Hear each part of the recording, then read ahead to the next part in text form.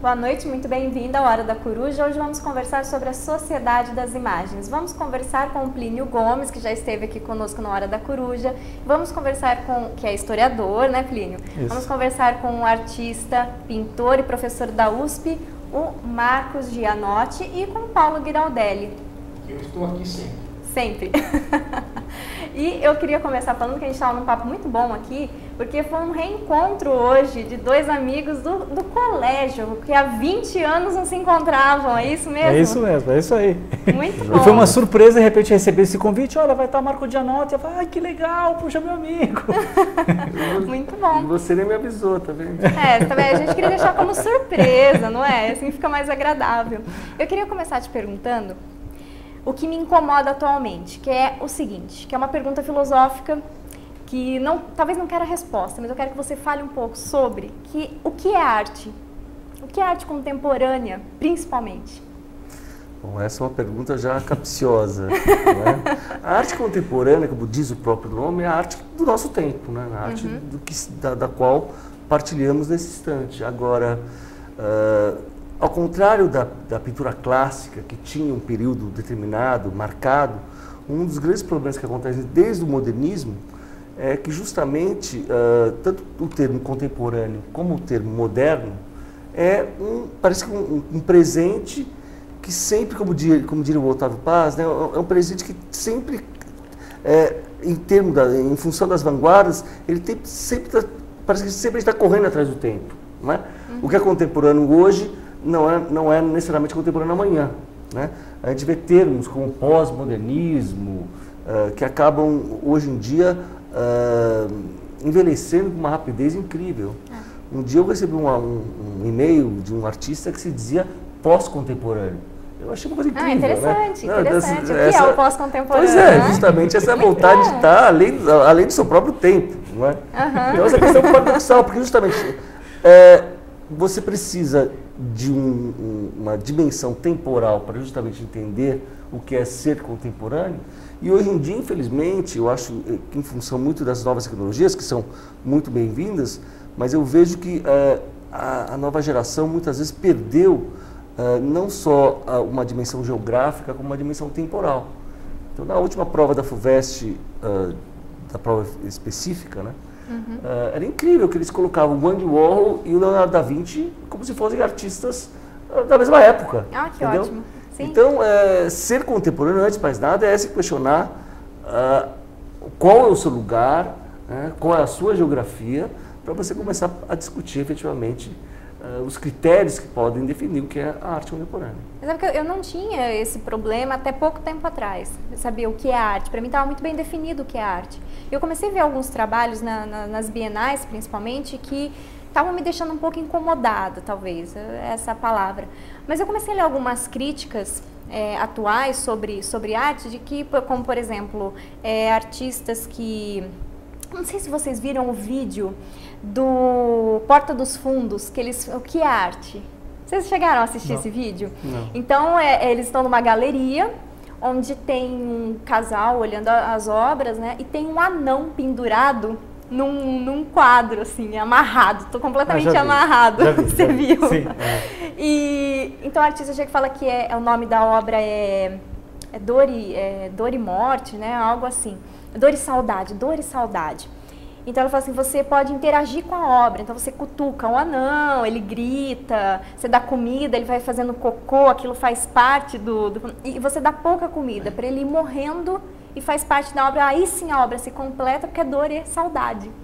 E aí a moça fala assim, genial, eu vou levar agora. E o namorado fala, não, você tá ficando maluca, como que você vai levar? Ele é um homem, não pode levar para casa. Não, ele é um estudante de artes, ele autorizou estar aqui. O uso da imagem, porém, corporal dele. Né? Exatamente. Então, fica um pouco esse questionamento. Será que tudo é válido, tudo é arte? Será que arte é realmente a expressão estética do homem? Tudo que o homem se expressar pode ser considerado arte? Estando na galeria, né? Estando na galeria é arte? Olha, acho que a grande questão aí até colocando um pouco de filosofia, é voltar à dimensão do juízo. Acho que é necessário você realizar um juízo estético. Você pode ter boa arte e má arte, como tudo na vida. Boa história, má história. Certo. Não é? O problema é que hoje em dia os critérios, ao meu ver, estão muito difusos. Não é? E muitas vezes, infelizmente, esses critérios muitas vezes estão na mão de determinados curadores e de um sistema altamente politizado que também faz com que tenhamos bons curadores e péssimos curadores. Não é? Mas o que há, a meu ver, é muita arrogância. Né? Então, por exemplo, eu fiquei um pouco chocado de ver o curador dessa próxima Bienal, que é um belga, que disse o seguinte no jornal: porque Niemeyer morreu, isto atesta que o modernismo acabou. Não é? É uma questão assim, de uma prepotência, ele determinar, né? Ou seja, está vendo? É a ordem do fim das coisas. Não é? Fala-se muito, por exemplo, eu faço pintura, né? Então vira e mexe querem matar a pintura. É uma coisa curiosa, essa necessidade, justamente esses movimentos mais ligados a uma postura paradoxalmente filosófica, muitas vezes de má qualidade, né? O que há muita má filosofia no discurso artístico e muitas vezes, então, justamente tentando criticar, entre aspas, as linguagens mais tradicionais. Eu falo o contrário, eu acho que, curiosamente, a pintura nasce justamente quando o homem tem consciência da sua própria mortalidade. Né? Quando ele tem consciência que ele vai morrer, que aí sim ele quer deixar algo. Ele tem a necessidade de deixar algo para a posteridade. Não é à toa que os grandes, né, no caso de Lascaux e outros casos, o próprio Herzog fez um filme belíssimo, né, sobre uma nova luta de 32 mil anos, encontrado também no sul da França. Sim. Um lindo filme. Não é? Eu vi, é maravilhoso. Eu vi, inclusive, um pesquisador, um historiador, que ele conseguiu descobrir como era feita essa pintura. Então, era através do sopro. Isso. Sim, era pelo sopro. Eu achei fantástico. O sopro tem um significado para ele mesmo, né? Quer dizer, você está soprando a sua vida naquilo que vai ficar eternizado. Ali no museu. Eu achei maravilhoso, eu achei muito bom, realmente. Porque o sopro, inicialmente, é exatamente, né? Vida, sim. Tem o último suspiro, o primeiro Exato. suspiro, ele é o sopro. E se vocês notarem, qual era o público? Era o público para além da vida, né? Era para dar outra vida. A maioria das obras significantes, boa parte, as primeiras manifestações artísticas, não é para um público burguês de uma sociedade de massa, é para um público absolutamente imaterial, né? É para o além da vida. A maioria das pinturas são tumulares, né? Ou seja, o lugar da obra de arte mudou muito. A Bienal, ela teve um papel, ao meu ver, absolutamente fundamental da constituição justamente da institucionalização de um movimento moderno no Brasil, mas ela justamente perdeu um pouco o caráter pedagógico que tinha ao trazer grandes obras de arte, como, por exemplo, quando ela trouxe a Guernica do Picasso. Né? Hoje em dia, ela tende sempre a buscar a última tendência, o último curador em voga, e muitas vezes, infelizmente, essa voga faz com que as ideias acabem envelhecendo muito rapidamente e que há um tipo de arte que se institucionalizou como, né, a arte para essas grandes exposições que têm uma origem das exposições universais, não é? Onde tudo era disposto, né, de uma máquina de moer café a uma xícara de porcelana. Essa ideia é um pouco de um museu, uma espécie de museu universal, onde você poderia colocar num só lugar um pedaço do mundo. Né? Eu acho que esse projeto, a meu ver, não existe mais, não é mais possível você, num só lugar, num só momento, contemplar efetivamente a diversidade, a multiplicidade da sociedade contemporânea. E tem um outro exemplo muito interessante, né, que é daquele artista italiano Manzoni, que fez, né, a merda do artista, né? Ele colocou numa latinha, tal, escreveu a merda do artista e tudo isso. Aliás, a grande questão é se de fato há merda lá dentro, não é? Tá fechadinho. Que é aquela história da caixa, né? Do som da caixa. Vários artistas fizeram isso, né? O que é que está lá dentro, não é? Eu faço uma caixa preta e... Claro. O grande barato de você imaginar o que é possível de estar lá dentro. Que é todo um esforço para romper com essas fronteiras e tudo mais, né? Do que é arte, do que não é, né? Do que é legítimo, do que não é. Então, é tudo um lado provocatório, acho que, da arte contemporânea, que foi muito interessante no século XX, com certeza, do Duchamp em diante, o dadaísmo e tudo isso. Então, claro que isso foi super bacana e continua sendo muito inspirador para nós hoje. Lógico. Mas acho que, bom, a arte não se resume a isso. Então, até você citou esse caso, assim, dessa aberração aí, muito bem colocada da Porta dos Fundos, do anão pendurado virar uma obra de arte. Tem um outro caso agora que está passando nos cinemas, o La Grande Bellezza, um filme maravilhoso, vale super a pena. Esse final de semana já está na nossa agenda. Grande filme. E tem justamente uma cena que é sobre a arte contemporânea e tem uma instalação que é uma coisa completamente aberrante, absurda. Né? E o protagonista do filme vai entrevistar a artista e não sai nada da entrevista, né? Então... eu vejo que tem um empobrecimento também do artista, né? Nesse sentido. Algumas obras você fala assim, talvez eu não tenha um entendimento para compreender a obra, mas algumas você vê que o artista não tem um entendimento da própria obra dele. Sim. Ele se põe como artista, mas ele não tem uma... Talvez não estou falando uma formação talvez acadêmica, mas ele não tem nem a inspiração de um artista para aquilo. Ele simplesmente fez como uma dádiva divina. Eu recebi a palavra de Deus e reproduzi ali né? Daí precisar essa dimensão que o Marco está falando, que é a dimensão do juízo, né? As coisas têm que ter critérios. Os critérios podem ser muito, muito amplos, né? Cabe muita coisa nos critérios. Sempre tem coisas muito interessantes que podem ser além da expressão, né? Então é interessante lembrar o caso da Joan Mitchell, por exemplo, né? Que é a pintura abstrata e tudo mais, e ali tem justamente a questão de procurar o não texto, né? Aquilo que não quer dizer. E como é difícil chegar a isso. O esforço muito Exatamente. E a grande complexidade de coisas que ela está colocando naquela tela para realmente conseguir não dizer. Mas aí tem toda uma história por trás, não caiu do céu, assim, né? O Braque dizia uma coisa, uma obra-prima apaga a ideia. O que acontece, a meu ver, infelizmente, na arte contemporânea, muitas vezes, o que acontece? Vários artistas acabam ilustrando uma ideia curatorial. Né? Então, há uma inversão total dos valores. Ao invés do artista justamente buscar uma certa autonomia estética, ele fica refém de uma política cultural que não é dada por ele. Claro.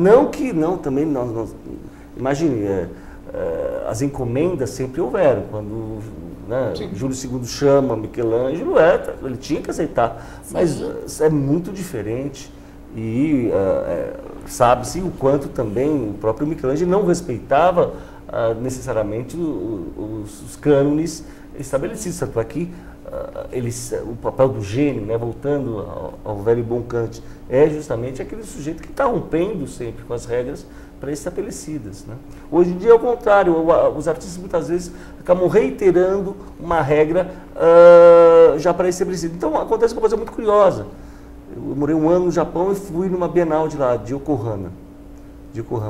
Bom, os artistas que estavam presentes na Bienal de Yokohama, muitos deles estavam na Bienal de São Paulo e estavam na Bienal da África do Sul, ou seja, é uma espécie de máfia que faz com que os mesmos artistas circulem, porque eles têm contatos com determinados curadores e que determinam efetivamente qual é a arte que vai estar vinculada, obviamente, com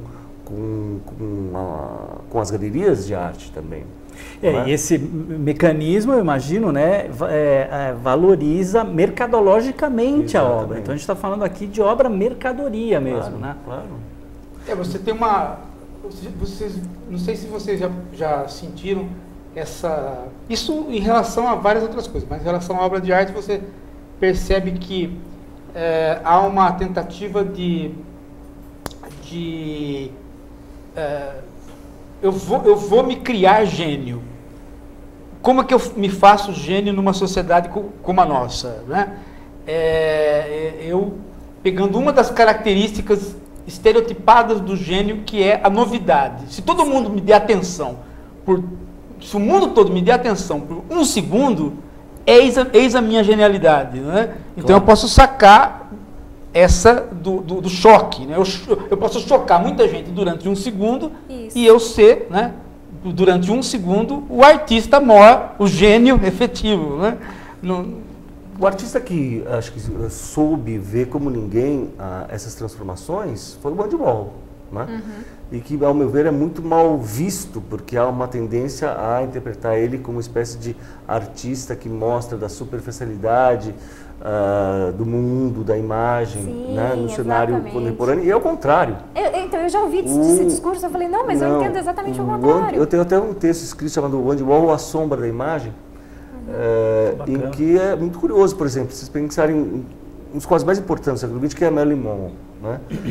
Ele pintou esse quadro uma semana depois que a Marilyn Monroe faleceu. Ou seja, agora, ele está pintando Marilyn Monroe ou Norma Jean? Não é? Ele está justamente mostrando essa esquizofrenia, né? Aqui no Brasil a gente tem o exemplo do Pelé, né, que fala de si mesmo em terceira pessoa. É uma coisa incrível. Né? Então, era ele e o Brizola que tinham essa possibilidade. Exatamente. E essa esquizofrenia, efetivamente, né, da construção de um mito e que muitas vezes carrega consigo algo absolutamente desastroso para o próprio indivíduo. Né? A gente vê reiteradamente esses grandes, não só nas artes visuais, mas na música, constantemente o sujeito, o indivíduo como tal, ser massacrado por essa indústria cultural. Claro. E me fala um pouco mais, aproveitando aqui o gancho do Andy Warhol, que é uma coisa que sempre me deu muita curiosidade, é muito, assim, esteticamente impactante, né? Tanto é que depois virou uma dessas imagens icônicas da nossa cultura, a gente vê várias reproduções, aparece em anúncio, por exemplo, é uma coisa que se presta, né, um material que se presta a muitos usos, né? Mas é muito interessante o uso das cores, né? Porque são cores berrantes, muito fortes, muito marcadas. E a ideia dele reproduzir a mesma matriz várias vezes, mudando o fundo, mudando o primeiro plano. Então, aquela série lá do Mao Tse Tung, né? Foi feita em plena época da Revolução Cultural. Né? Ele foi para lá, né? Ah, ele esteve lá na China? Esteve lá na China. E ele falou uma coisa maravilhosa. Ele falou, olha, no futuro, com a massificação, os americanos e os chineses vão se parecer muito. Todos vão tomar Coca-Cola, todos vão comer hambúrguer, todos vão tomar sopa Campbell's. Né? Ele percebeu perfeitamente. Exatamente essa... Porque na época o abismo ideológico que existia era enorme. Né? Ele foi o primeiro a dizer que, olha, essa diferença política não vai impedir que... É o que nós temos conversado muito aqui da homogeneização da classe média no mundo todo. Né? Você pode ter diferença entre pobres e você pode ter diferença dos ricos. Os ricos e os pobres são muito diferentes dos lugares diferentes. Mas a classe média é igual. É homogênea. E cada vez mais igual. Né? E com a classe média veio o kit. Né? Que é um componente que faz parte de uma cultura de massa. Então, aí que eu estava voltando à história, né? Que o cara ele quer sair do kit com a aberração máxima. Sim. Vou fazer o coelho... coelho que tem luzes internas, né? Ou então LED, bota o cachorro para morrer numa galeria, né? Quer dizer, eu quero sair dessa situação a fórceps, não é? E eu só tenho uma oportunidade de sair, sendo o mais exótico ou cruel possível, né? De modo que eu posso acreditar que eu estou escapando desse círculo de mediocridade, porque num determinado momento eu peguei o anão, né? Porque veja, esse quadro é um quadro de humor, que tenta fazer uma caricatura, mas a realidade é muito mais caricaturesca do que esse quadro do anão. Sem dúvida. Você tem situações que são muito mais caricatura do que o quadro de humor. Lógico que eu não vou dizer que a arte contemporânea é isso, né? Essa contemporânea, mas a gente pode pensar que ela tenta ter o choque, uma coisa que choque a pessoa, e outra que é a interação. É impressionante como toda obra de arte agora tem que ter a interação. Se você não mexer na obra, você não está sabendo o que é arte moderna, não está fazendo arte contemporânea, não está participando da arte contemporânea. Eu acho estranho isso. A obra de arte, para mim, sempre me vem como uma coisa que ela vem para mim, eu contemplo, mas não eu toque, eu participe. Eu ainda tenho uma dificuldade com isso, na arte contemporânea. A origem da palavra contemplar é muito bonita, né? Contemplum. É o sujeito que se coloca diante do templo e, ao ver o voo das andorinhas prevê o futuro, não é? Ou seja, essa dimensão projetiva que a arte tem, que ao meu ver, ela nessa sociedade massificada, ela está se perdendo, não é? Essa dimensão antecipatória. Eu gosto muito de um livro do Frank Castell que chama Pintura e Sociedade, e que, né, pode dar a impressão que se trata de uma relação de causalidade, né, de infra e máxima estrutura, essas relações de causalidade básica, mas não é isso, não. É muito bonito. Ele vai mostrar como os artistas, por exemplo, do Renascimento tinham uma capacidade antecipatória. Então, por exemplo, é através da invenção da perspectiva que você vai criar o urbanismo e que você vai remoldar uma cidade que não tinha perspectiva, que é uma cidade medieval, numa cidade que vai ser a Florença 200 anos depois. Agora, houve um tempo na Europa, por exemplo, na Itália, em que os alunos liam Argan. Argan é lido aqui pelos nossos alunos da universidade. Então, para vocês notarem também como essa desculpa, quando você disse os alunos da Itália, eles eram os alunos de escola, né? Do colegial. Escola, do colegial, eles porque o livro do Argan foi escrito para o colegial. Para o colegial. Então, há também um processo que, infelizmente, acontece na própria Itália, né? Depois de Berlusconi e a RAI, claro. Há uma perda também considerável ainda. Né? Eles sabem, é consciente isso aí. Não é? Então, o problema básico aí está na questão da educação estética, né? Que eu acho que hoje em dia falta. É muito curioso, porque o quanto a educação artística no colegial, ela é claramente vista como uma atividade totalmente secundária. Exatamente. Na melhor das hipóteses, recreativa. Exatamente. Aí está ligado justamente essa ideia do princípio do prazer. Parece que a arte é só algo que deve dar um prazer imediato, mas não um prazer propriamente estético, que é de natureza intelectual, de uma natureza reflexiva, não é? Eu penso que é como a educação física. Você teve como o pai do Paulo era professor de educação física e tenho todo o material dele guardado, e eu tive um professor que foi aluno dele e que tinha aula de educação física na sala de aula, porque primeiro você tem que aprender as regras do jogo, claro. Você precisa aprender quais são os jogos que existem, né? Depois você vai para a quadra propriamente, para você aprender a jogar. Eu acho que falta isso com a arte. Eu lembro que as minhas aulas de educação artística eram o quê? Um quadro ali na frente e a gente ficava tentando fazer a cópia daquele quadro, sem saber o que significava, qual era o período, sem saber arte. Foi montar uma pastinha cheia de desenho ridículo, horroroso, que é aquilo, você tentar ficar fazendo uma cópia, claro. Sem ter a menor consciência de nada, né? Então, essa é a formação artística que a gente tem hoje, né? Imagine você a aberração nossa, você tem o Ministério da Cultura, né, e o Ministério da Educação. Sim. E cultura é alguma coisa que não tem a ver com educação. Sim, pois é. Mas o nosso ministro disse que museu... Sim, o ministro disse. O que museu tem a ver com educação, então pronto. O ministro da Educação já disse isso. Ele canonizou... O ex-ministro, que agora, né? O ex-ministro. Teve um debate entre os reitoráveis da USP, que foi uma coisa inacreditável. Reitoráveis. Né? Um dos candidatos na ECA, da Escola de Comunicação em Artes, né? Que disse o seguinte, olha só, não, porque efetivamente a internacionalização é um processo irreversível e a arte, né, tentando agradar a comunidade ali da escola, é um meio fundamental para promover a internacionalização da Universidade de São Paulo. Veja bem, toda vez que eu recebo um professor estrangeiro, eu faço questão de levar ele ao Embu.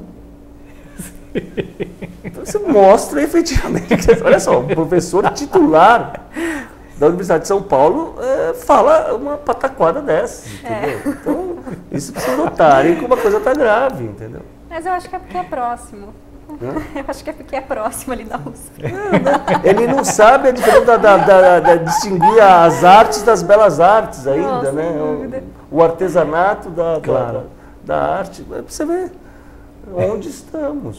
Se a gente for no departamento de filosofia, a gente vai encontrar muitos professores de lá que infelizmente não têm gosto estético nenhum. Mesmo no departamento de filosofia. que não tiveram uma educação estética.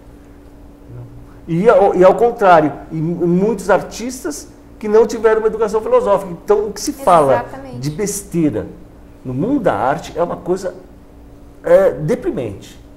É deprimente. Claro. Se fala qualquer coisa, e pode se falar qualquer coisa. Esse vídeo da Porta dos Fundos mostra muito isso. Sim. Tudo é válido, né?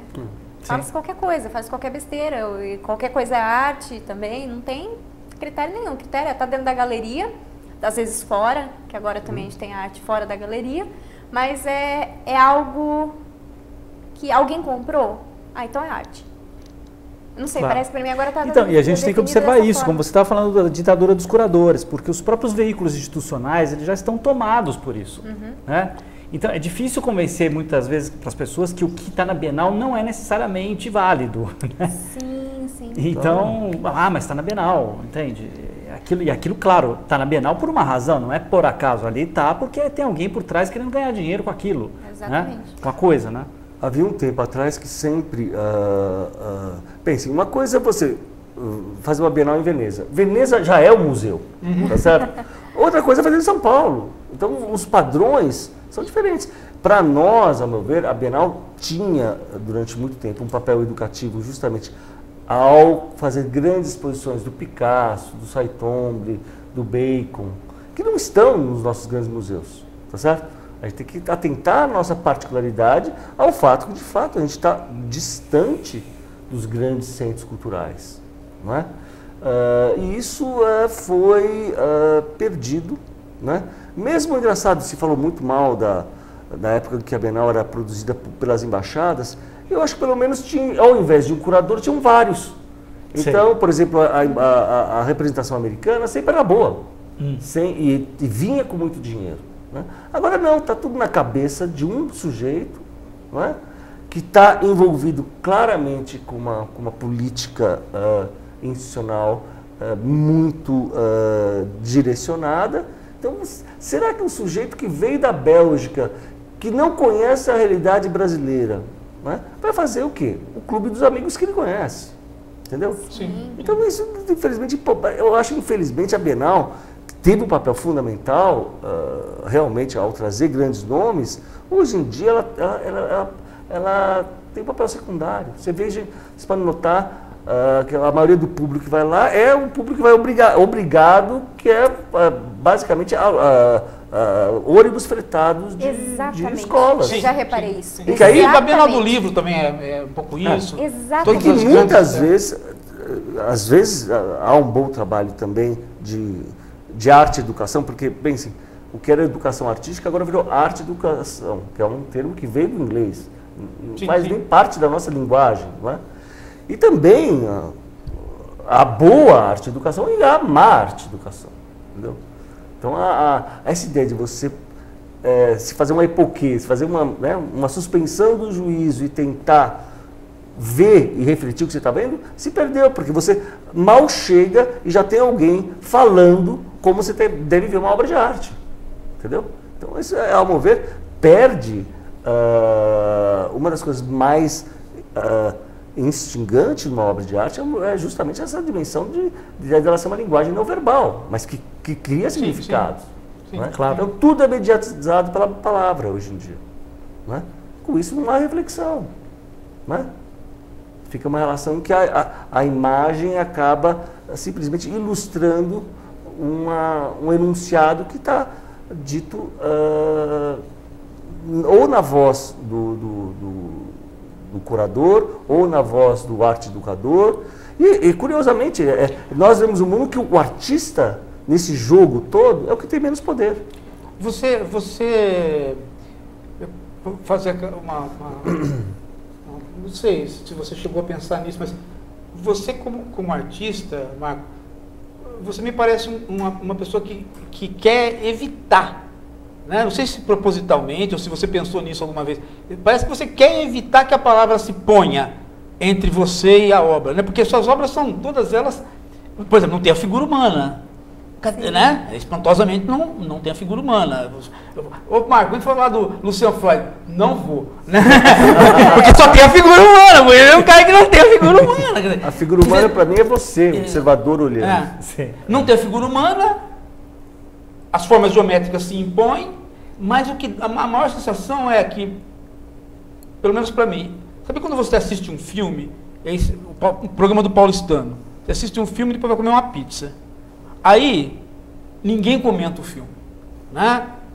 Porque realmente o filme foi uma obra de arte, não dá para falar nada, sabe? Claro. Come aquele silêncio, você come em silêncio e vai embora, né?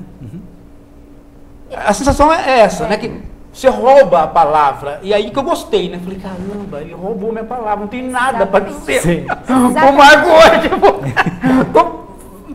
me ferrei. Mas você sabe que é isso que eu espero da arte? É isso que eu espero.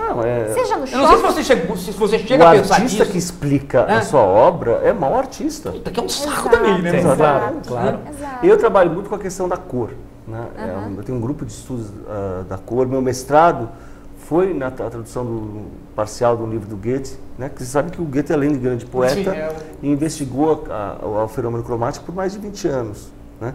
Porque justamente ele teve uma intuição muito bonita. Né? Um dia ele, olha só, ele vai para a Itália, né? depois de escrever o Werther, ele entra em crise.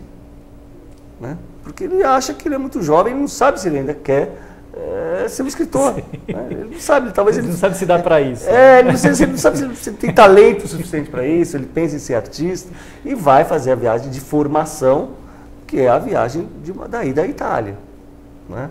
E lá ele descobre o colorido. Pensem, quem sai da Alemanha, onde você tem esses longos invernos, uma luminosidade muito diferente, ele encontra o colorido na Itália. E aí ele vai investigar.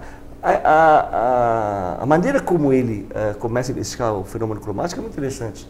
Ele encomenda uns prismas, né? Então, vocês já sabem que é aquela, graças ao prisma que o Newton vai fazer a famosa experimentum crucis, né, que provando a refração da cor, mas ele vai pôr o prisma no olho. E vai dizer imediatamente que Newton estava errado. Né? Olha só. E vai passar 20 anos quebrando o pau com Newton. A grande questão é que, justamente, o paradigma era outro.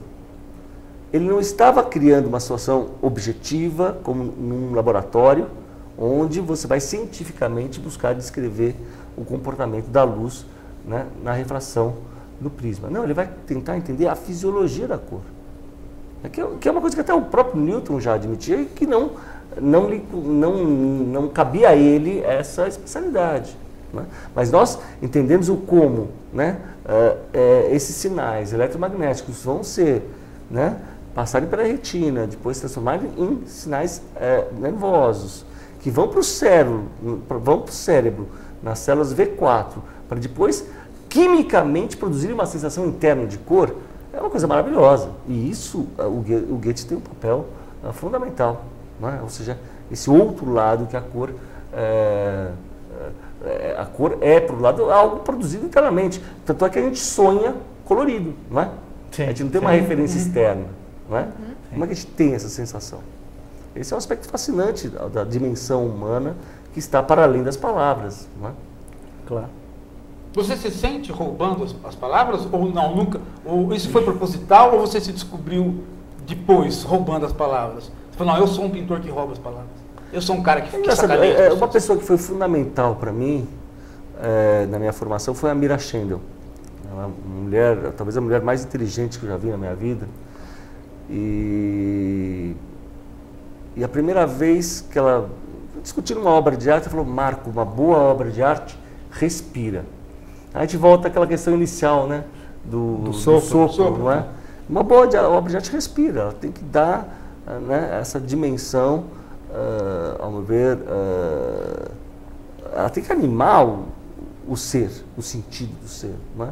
E eu acho que um dos aspectos mais fascinantes justamente está, mesmo a Mira Schendel, que sempre trabalhou com as palavras, o sentido era como na poesia, né? Criar um limite do sentido que você, mesmo usando as palavras, fala o que está para além do sentido costumeiro das palavras, né? Esse é o papel da arte. E acho que continua a ser, mesmo numa sociedade massificada, né?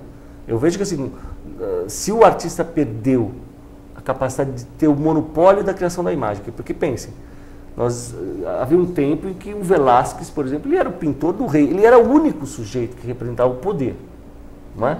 Uma análise linda do Foucault, nas Palavras e as Coisas, que é uma linda análise sobre esse quadro do Velázquez. Das meninas. Das meninas. E hoje em dia não. Todos nós temos um celular e todos nós podemos instantaneamente produzir uma imagem. Aí eu pergunto para os meus alunos, bom, se todo mundo pode produzir imagem, qual é o papel do artista? É fazer a crítica da imagem. Artistas que conseguiram fazer isso são aqueles que duram. Então vejam, por exemplo, o Andy Warhol é um artista que cada vez mais se torna contemporâneo. Claro. O Rothko é um artista que cada vez mais se torna importante. É porque cada vez que você se depara com a obra deles, você está vendo coisas novas. Exatamente. Né? Então essa coisa inesgotável, né, da arte, talvez seja a definição que você pediu no começo, né? Né? Aquela situação ou aquele objeto que é inesgotável. Por exemplo, uma coisa bem... Por que a Mona Lisa é tão famosa? Alguém consegue decifrar o sorriso dela? Não. Exatamente. Porque se soubesse, não teria graça. Não é? E muitos tentam, né? Sim. Mas eu até penso assim, não é o caso, ninguém quer. E a Mona Lisa é um caso ainda, eu acho interessante, porque é um quadro desse tamaninho, né? Sim. Um pouquinho maior. Um quadro pequeno. Eu esperava uma Mona Lisa gigante, enorme, né? Tipo Vitória de Samotraça, aquela coisa imensa, né? Sim, e a Mona Lisa ela é enigmática até nisso. Sim, porque ela é muito pequena, né? Agora, a experiência estética, mesmo nos museus, se torna cada vez mais rarefeita. Porque pensem, é possível ver a Mona Lisa hoje em dia? Não.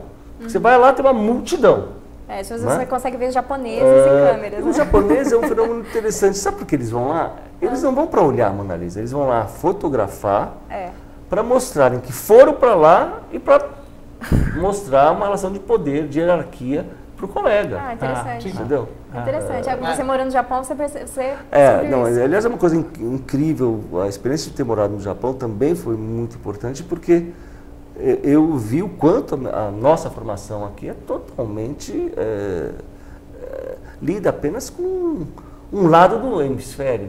Né? Não há na USP,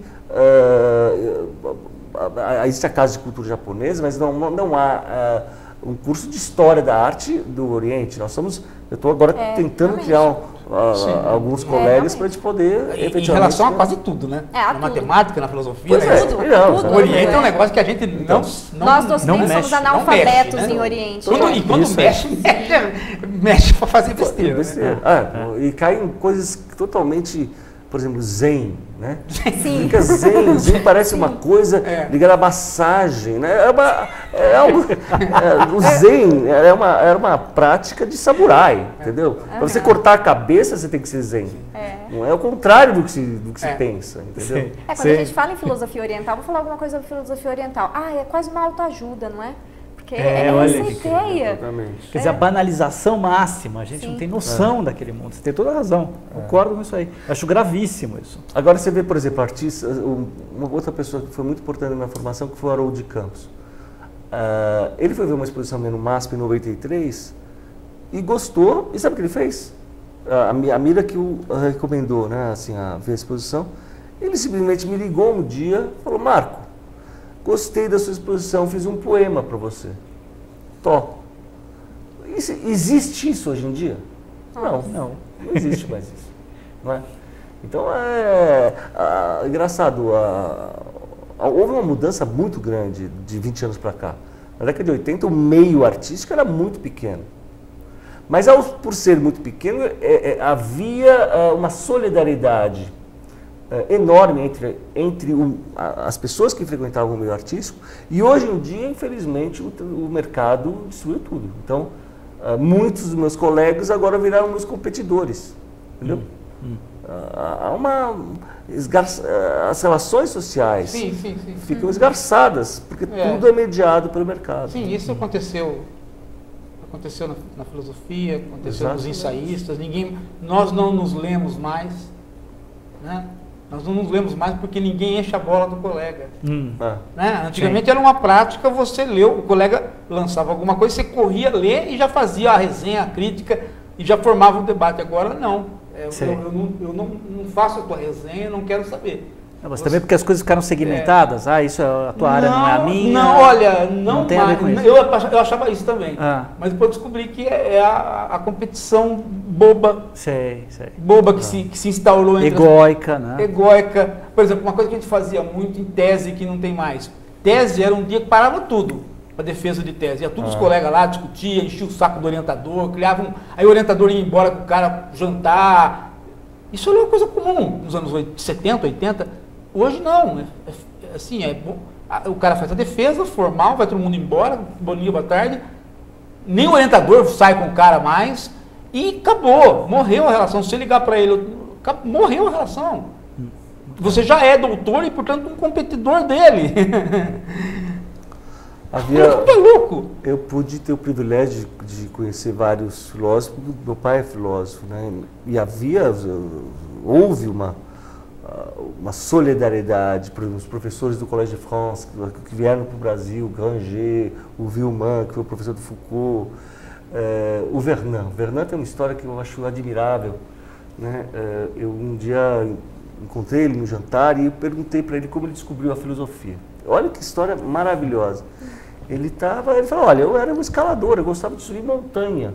Eu tinha 18 anos e eu resolvi, tem a famosa falésia, né, a escarpa do Partenon, e eu lá me aventurar tentando escalar a montanha. E quando eu descobri o Partenon, eu falei, eu descobri minha vida. Essa relação não existe mais, né? Tanto essa questão também que acho que... E tem tudo a ver com a contemplação que você estava falando antes. E com essa questão de juntar, fica se discutindo muito por arte e vida, filosofia e vida e política. A gente coloca essa questão porque justamente elas estão separadas, né? Porque se elas estivessem integradas, essa questão não teria sentido. Realmente. Não é? Então, hoje em dia você lê um livro de filosofia, mas parece que é uma coisa externa a você. Não é? Se você não problematizar isso internamente, você vai virar um burocrata da filosofia, um burocrata das artes. Claro. Não é? Eu tenho uma pergunta da Carla Abreu, de São Paulo. Ela quer saber se a sociedade da imagem é uma consequência da sociedade de consumo. Acho que uma coisa está ligada à outra, sem dúvida nenhuma. Né? Claro. Nunca se consumiu tanta imagem quanto hoje. Né? E, paradoxalmente, nunca elas se tornaram tão descartáveis.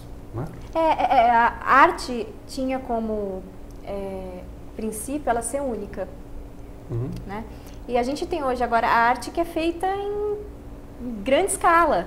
Né? Quadros famosos, inclusive, que já são feitos pelo próprio artista, uma série de quadros. Tem 300 cópias deste quadro que eu reproduzi, que eu fiz. Eu achei interessante quando eu conheci isso, bem, que é um acesso, já olha, eu vou poder ter um Romero Brito em casa. Que maravilha, bom pra mim, legal, eu quero, eu gosto, bacana, é uma obra original, nossa, que legal, eu quero. Mas ao mesmo tempo, fica essa pergunta, poxa, não é único. Mas você pode ter, não necessariamente uma arte que é reprodutível é ruim.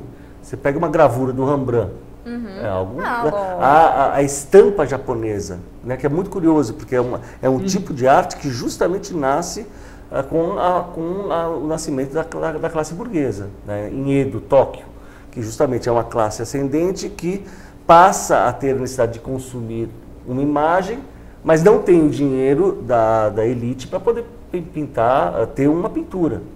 E isso criou uma arte japonesa de altíssimo nível, que são os ukiyo-es, que mudaram totalmente, tiveram enorme repercussão no impressionismo, por exemplo. Não é? Então, não necessariamente algo que é reprodutível é ruim. É como tudo na vida. Romero Brito, a Mira Schindler, quando não gostava de um artista, ela falava, não é para mim. O Romero Brito, eu acho realmente um gênio do marketing, mas não é para mim. Você estava falando, eu me lembrei do outro dia que você estava comentando que por conta da proliferação de imagens, mas ao mesmo tempo por conta do esvaziamento do conteúdo. Não só do conteúdo, mas da relação que nós temos com cada imagem, né? Por exemplo, você estava me dizendo que daqui a alguns anos ninguém vai ter fotografia de quando era criança. Ou seja, a geração que mais tirou fotografia no mundo não vai ter fotografia de si mesmo quando criança. Porque e isso é verdade, já acontece perde isso. muito facilmente as coisas, né? Então no computador você perde os arquivos do computador, você acaba tirando foto e já vai direto para o Facebook, não fica nem no celular mais. Sim. E o Facebook vai sumir daqui a pouco. Eu perdi muita coisa já com o Orkut. Nós não temos mais a produção de textos, como que é a produção do texto, nós só temos a arte final do texto, o texto que vai para a publicação. Toda aquela etapa já se perde. Então, o processo de construção do texto, com as anotações não tem laterais, o texto rabiscado. E você não tem também as fotos que tanto você tirou. Ninguém tem mais. Tem uma geração inteirinha que foi a geração que mais produziu imagens, é a geração que menos tem imagens sobre ela própria. Claro. Não sei se você quem está chegando com 20 anos agora não tem imagem. Já consumiu tudo nos Facebook da vida. Sim. Sumiu tudo, acabou. Né? Não tem mais esse culto da foto. Não é? Quem tirou menos foto tem mais do que quem tirou mais foto. Sim. Rapidinho isso. No prazo de... Já tem 20 anos de internet quase, né? Sim. Tem coisas curiosas, por exemplo, você tem um filósofo, um fotógrafo alemão chamado Andreas Gursky. Uma foto dele vale $1 milhão. Estava até na última Bienal.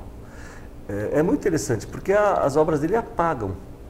Né? Porque é um processo lambda, tradicional. As fotos assim apagam. Então, para resolver essa questão, olha só, há uma espécie de banco de imagem que quando a imagem apaga, o sujeito tem o direito de reimprimir aquela foto. Fantástico. É uma outra relação que você tem com a imagem. Né? Fantástico isso. Adorei. Eu queria que você falasse um pouco sobre a questão do Adorno, quando ele parece que estava prevendo isso que ia acontecer com a arte. Do Adorno? Por conta do quê? Você está lembrando? Por conta do quê? Quando ele começou a assistir ao Walt Disney, por exemplo, e ele ficou completamente chocado com aquilo. História em quadrinhos, por exemplo, né? Que é uma grande pergunta. História em quadrinhos é arte? Adorno foi uma figura completamente avessa a essas coisas, né? Imagina, Beatles, né? Falava que era a barbárie, né? Isso é a barbárie, claro, né? Claro. E hoje a gente considera como sendo, né, o suprassumo da não barbárie, né? Clássico, né? Não teve uma pesquisa esses dias de que a geração que escuta Beatles é uma geração mais, como é que fala? Mais culta, mais inteligente. Mais culta e mais sensível também, mais sensível, né? Uma pesquisa empírica desses dias. Mas é curioso, eu não sou tão pessimista assim, nem como Adorno, nem como o próprio Argan também. Eu acho que em todas as épocas há coisas maravilhosas, né? Você fala assim, a Idade Média, a Idade das Trevas. Como é que você pode falar que é a Idade das Trevas se você tem uma catedral gótica como a Notre Dame ou como Chartres, entendeu? Eu acho que as sociedades, como todas... Outro dia eu estava conversando com uma amiga que eu gosto muito, a Marion, que foi editora de conteúdo da UOL, ela falou dessa falta de caráter, né, que acho que é uma coisa dominante, e acho que na sociedade brasileira é isso, essa coisa curiosa, né, de você ter um herói de uma novela que é um mau caráter, né, uma coisa nova. Aí ela falou, mas olha, barbárie sempre existiu. Você acha que os romanos viviam harmonicamente, que não havia, né, um matava o outro também, né? Então acho que tem essa nostalgia de um período passado, acho que faz parte da condição humana, né? Então acho que sempre vai ter coisas boas e coisas ruins. O grande problema é que aí sim, acho que cada vez mais o problema está na educação. Acho que isso sim. As pessoas aprendiam latim, aprendiam várias línguas. Agora as coisas estão mudando. Meu filho, por exemplo, mora em Nova York e está aprendendo chinês. Entendeu? Isso vai dar a ele uma possibilidade de descobrir uma realidade que também para nós era inalcançável, né? O Weber DJ, Ele quer saber como que a lei vê o que é arte. Por exemplo, aquela mulher chinesa que a obra dela reúne vários panos com os quais ela recolheu o fluxo menstrual.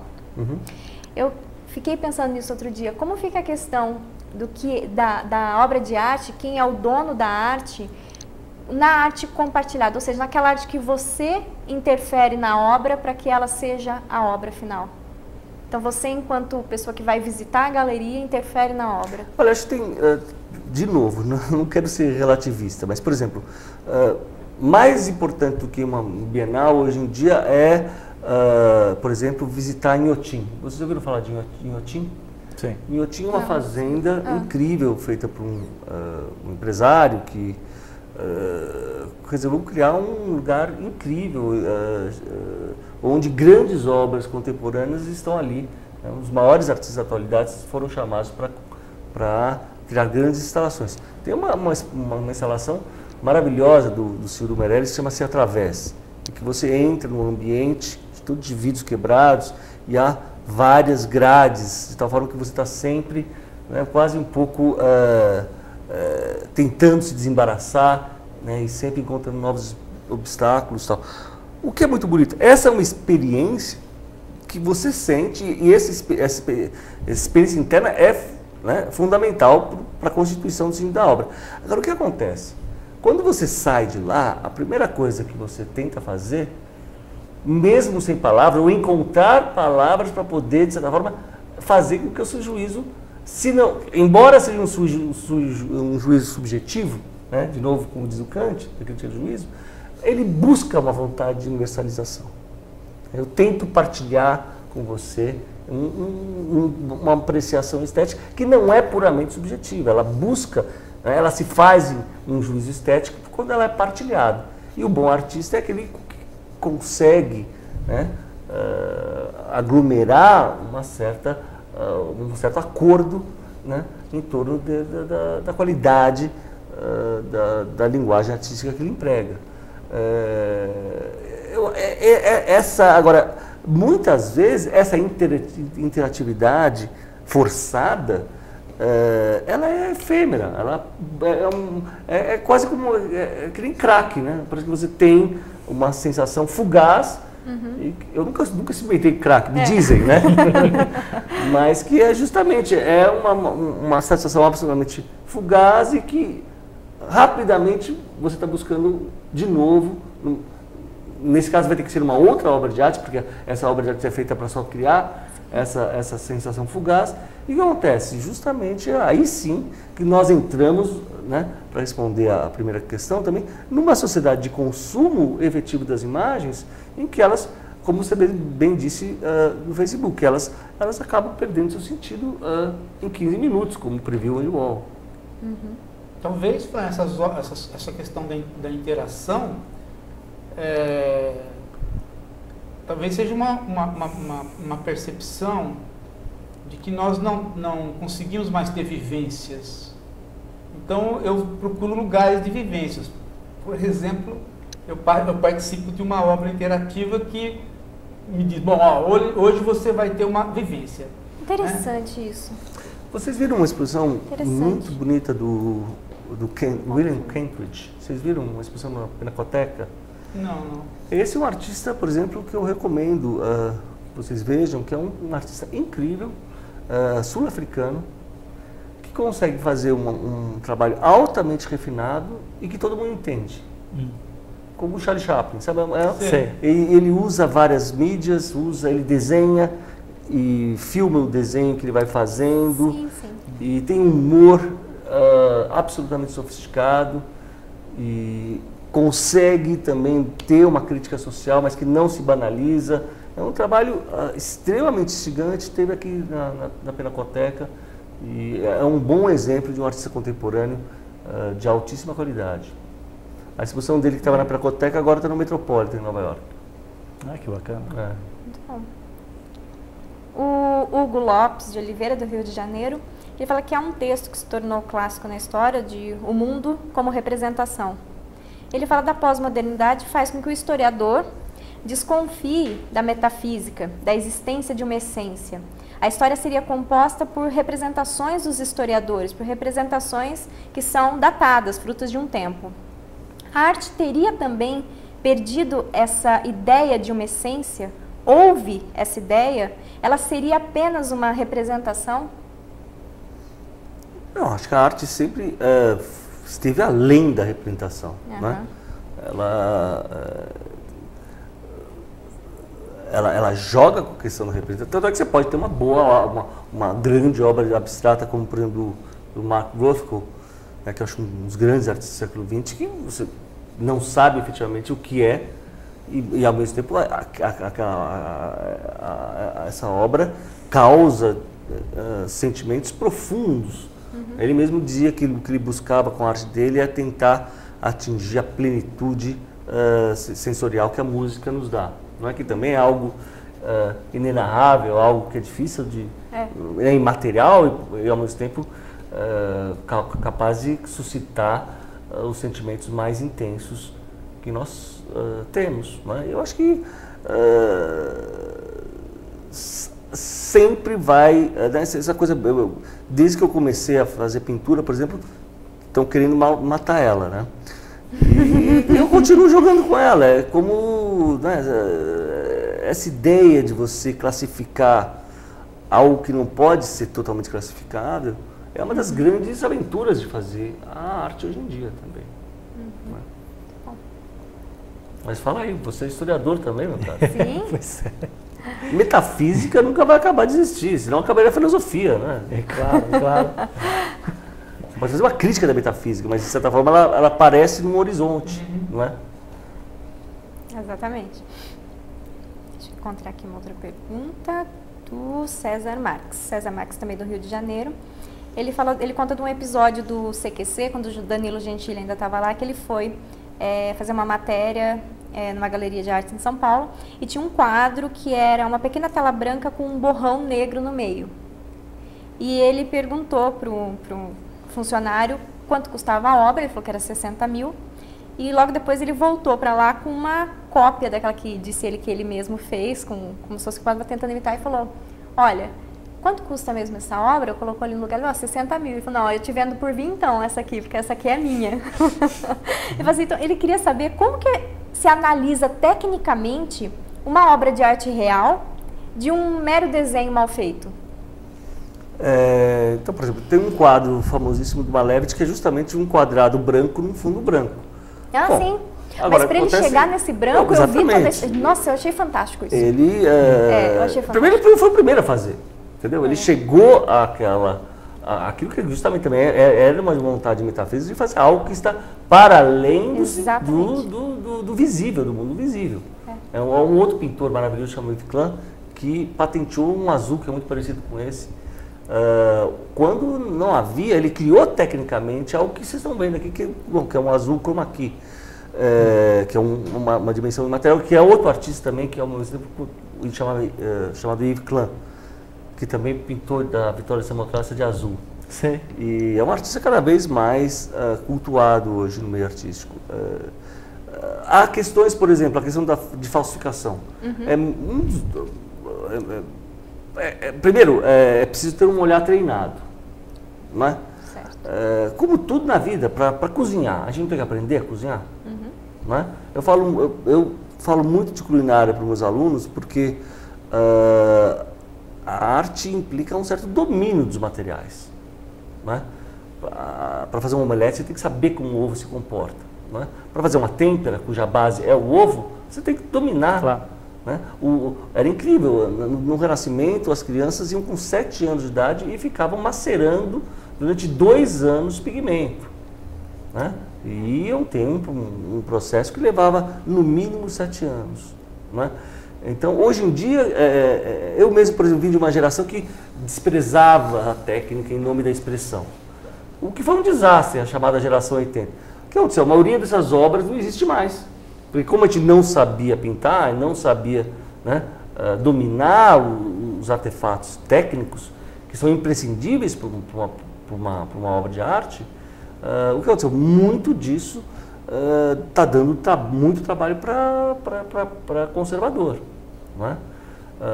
Então, a arte implica no aprendizado de uma técnica, e à medida que você aprende essa técnica, você cria também uma técnica de saber ver.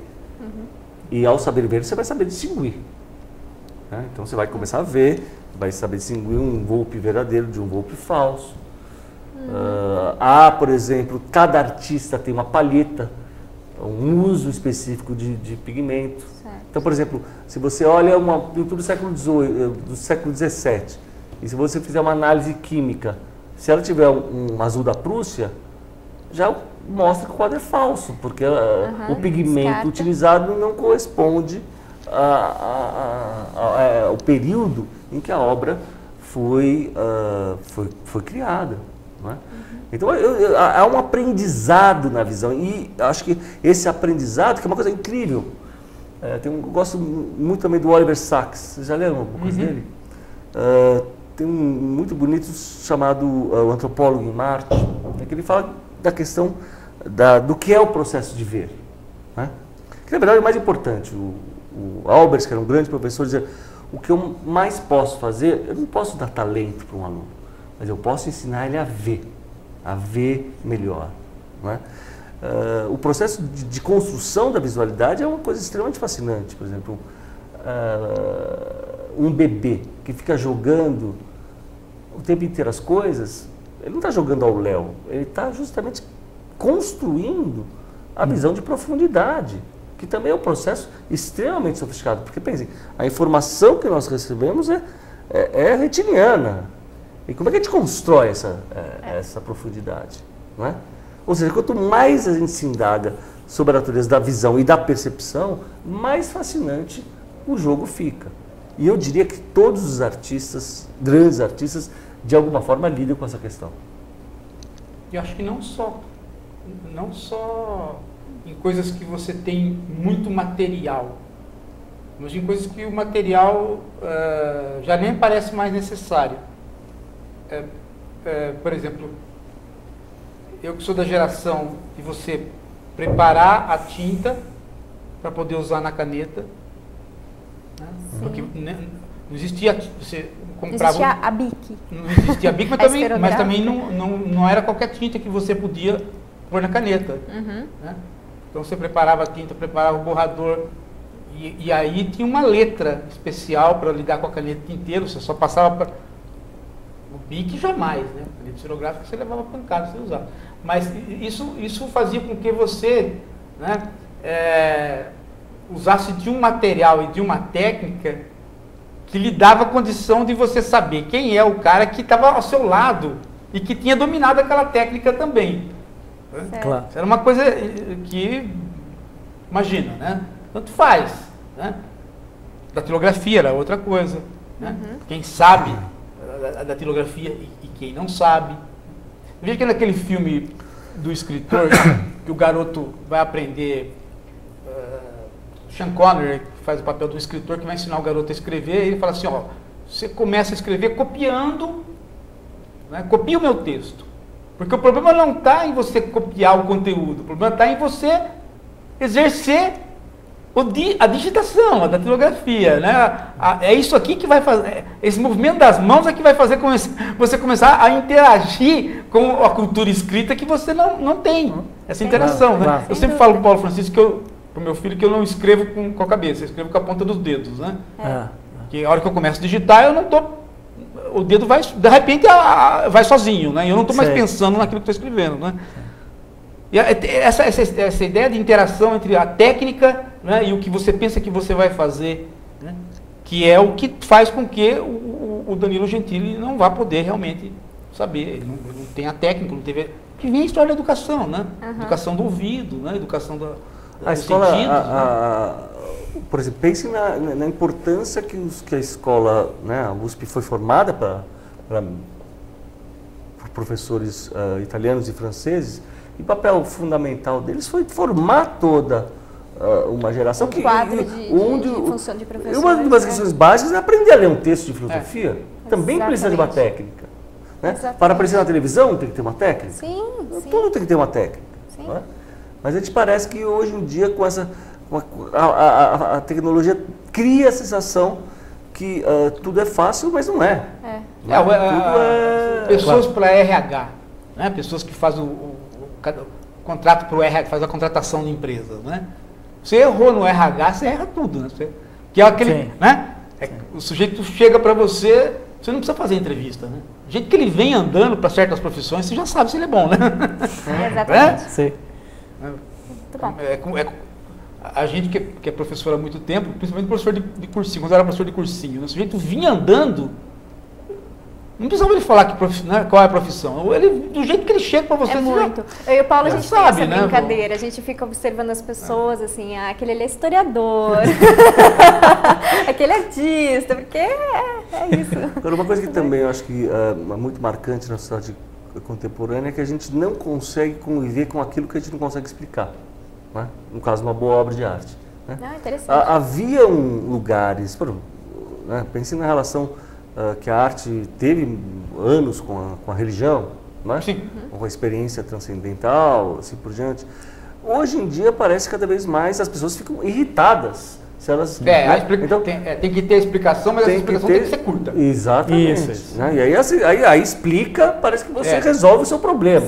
Sim. Agora, aquilo que não é explicado, parece que fica fora do lugar. Porque a educação para a sensibilidade é que pega, né? Eu te tiro a sensibilidade, eu te tiro essa, né? Como em famílias como a minha, né? Nada pelo ouvido, né? Nada de música, porque música é perda de tempo. Então, é um buraco na formação. Você tem que ir num sofrimento para poder suprir esse buraco, né? Claro.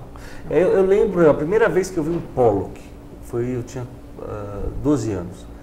Aí eu falei, bom, mas qualquer um pode fazer isso? E depois de morar 2 anos em Nova York e frequentar 3 vezes por semana os museus, que eu comecei a ter sensibilidade para poder ver a importância do Pollock. Sim. Não é?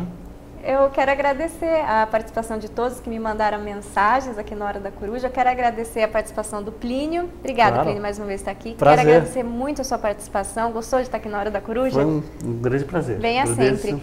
Você quer deixar algum contato?